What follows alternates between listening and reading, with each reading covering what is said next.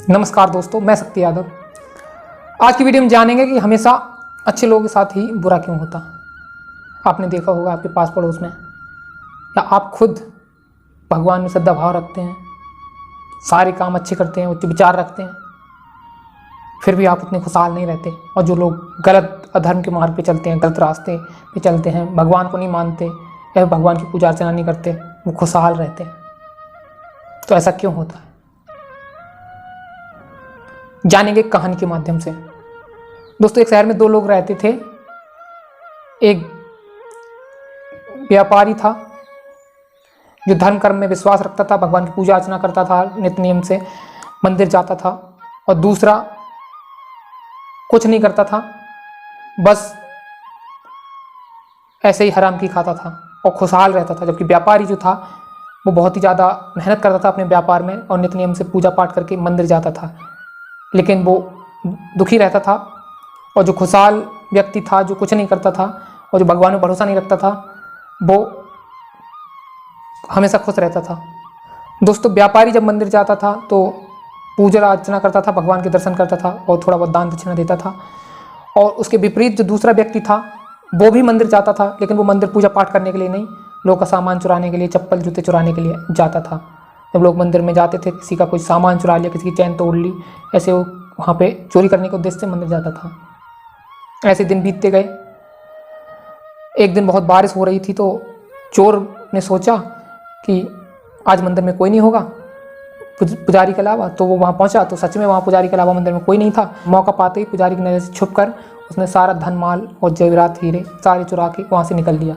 और पीछे पीछे वो व्यक्ति जो दूसरा था, जो व्यापारी था, वो इस अभिलाषा में पहुंचा कि आज मंदिर में भीड़ कम होगी और बारिश का मौसम है, कुछ ज़्यादा काम भी नहीं है, तो आज जाके भगवान के दर्शन कराते हैं।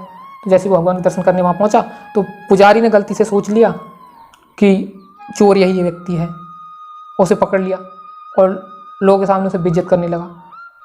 और वो व्यक्ति जो था, व्यापारी, वो कुछ समझ नहीं पा रहा था उसके साथ क्या हो रहा है। देखते देखते वो लोग नज़र बचा के वहाँ से जैसे तैसे वहाँ से निकल लिया। जैसे वहाँ से वो निकला, रोड पर पहुँचते उसका एक्सीडेंट हो गया और उसे बहुत गहरी चोट लगी, वो घायल हो गया। घायल होने के बाद रास्ते में जाते समय उसे वही व्यक्ति मिला जो चोर था, जिसने धनमाल चुराया था। वह हंसता खेलता कूदता जा रहा था कि आज तो मज़ा ही आ गया, बहुत सारा धन मिल गया। और जो व्यक्ति पूजा पाठ करता था वो बेचारा एक्सीडेंट की चोट से दर्द से कराता हुआ जा रहा था। उस व्यक्ति को देख रहा था कि जिसने चोरी करी वो तो चैन की सांस ले रहा है, बहुत प्रसन्न है, और मैंने जो भगवान की पूजा की, पाठ किया, भजन भक्ति की, और मैं यहाँ पे दुखी हूँ।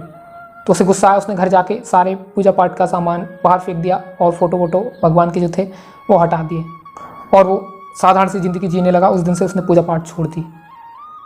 जब कुछ समय बाद दोनों की मृत्यु हुई और दोनों जब धर्मराज के दरबार में पहुँचे तो अच्छे व्यक्ति ने देखा कि अरे ये तो बहुत पाप करता था, फिर भी ये खुशी रहा, और मैं इतना पूजा पाठ धर्म कर्म करता था और मैं दुखी रहा। उसने ये सवाल धर्मराज से पूछा कि मेरे साथ ऐसा क्यों हुआ और इसके साथ ऐसा क्यों नहीं हुआ। तब उसका उत्तर धर्मराज जी ने दिया कि जिस दिन तुम्हारा एक्सीडेंट हुआ था उस दिन तुम्हारी अंतिम सांसें थीं, आपकी सांसों का कोठा था वो पूरा हो चुका था, लेकिन आपके अच्छे कर्मों की वजह से वो काल को थोड़ी सी चोट में परिवर्तित करके आपको जीने का और मौका दिया गया। इसके विपरीत ये जो व्यक्ति है, जिसे तुम खुशहाल देखते थे, उसके किस्मत में राजयोग था, लेकिन इसके गलत कर्मों की वजह से मामूली से धनमाल में ही इसको संतोष रहना पड़ा। असल में जो दिखता है वो होता नहीं है। ये कर्मों का बहुत ही गहरा विज्ञान है, इसे समझना हर किसी के बस की बात नहीं है। दोस्तों, आप हमेशा अच्छाई के मार्ग पर चलिए। आप ये मत सोचिए कि भजन भक्ति से व्यक्ति दुखी होता है। जरूरी है उसका जो गहरा रहस्य होता है वो परमात्मा ही जानता है। परमात्मा अपने भक्त के सूली को कांटा में परिवर्तित कर देता है और लोगों को लगता है कि हमें ज़्यादा कष्ट है। ऐसा नहीं होता दोस्तों। आप अपने हमेशा अच्छाई के रास्ते पे चलते रहिए और भगवान की भजन भक्ति करते रहिए, क्योंकि कहा है कर्म कभी निष्फल नहीं होता। आप अच्छा करोगे तो अच्छा मिलेगा, बुरा करोगे तो बुरा मिलेगा। कर्म का फल कोई मेट नहीं सकता, चाहे वो कोई भी हो। स्वयं भगवान भी कर्म के फल को नहीं मेट सकते। आज की वीडियो में दोस्तों इतना ही। मैं मिलता हूँ दूसरी वीडियो में, तब तक के लिए जय गुरुदेव।